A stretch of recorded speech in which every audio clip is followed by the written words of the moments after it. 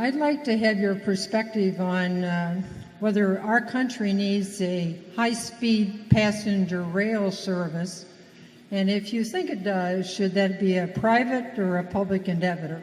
I think by its nature, it would be non-economic when it competes with auto and competes with air. We don't have the point-to-point density and demand that would produce a return on capital. That is my guess. I made no big study of it, but all of the times I've seen projections and of the economics of it, it just doesn't work that well.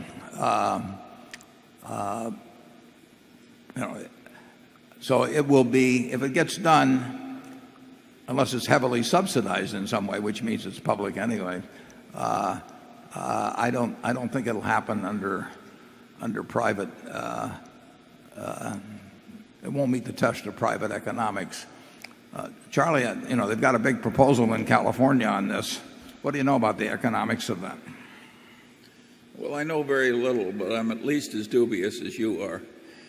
The cost of putting in a high-speed rail system in a place that's already densely populated is awesomely large, and of course you're competing with a system that people prefer.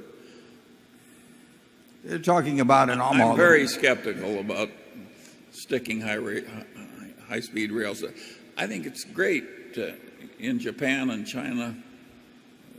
They have a different calculus. Yeah, Japan. But the idea of putting high-speed rail into Los Angeles just looks to me like a bottomless pit of cost and trouble, and just think of how difficult that would be. If it's going to be high speed, it can't stop very often, by definition, and it can't go off into spurs and all of these kind of things. So it really gets to point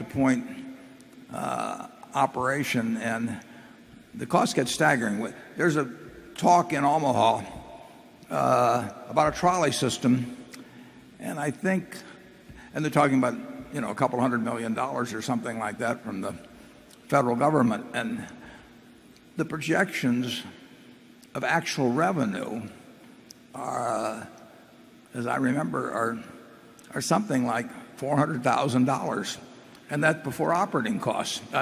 So the math, you put $200 million into something to move people a few miles in Omaha, and most of the people are going to want to ride their cars, and to have it be efficient, it has to be point to point pretty much for them. If you start living 6 blocks one way or 8 blocks another way, you say, nuts, I'll take the car.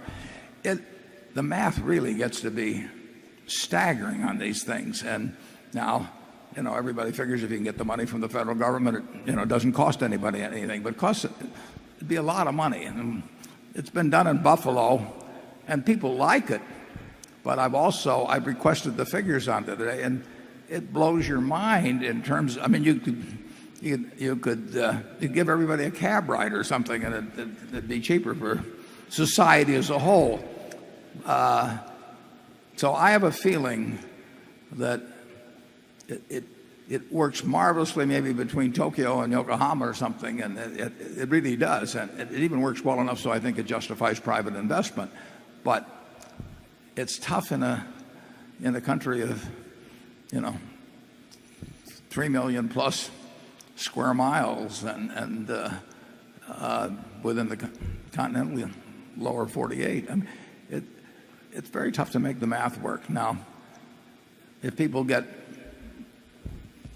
becomes a huge project or something of the government, so it isn't anybody's math, maybe it'll happen. I don't think it'll ever happen with money that wants a return.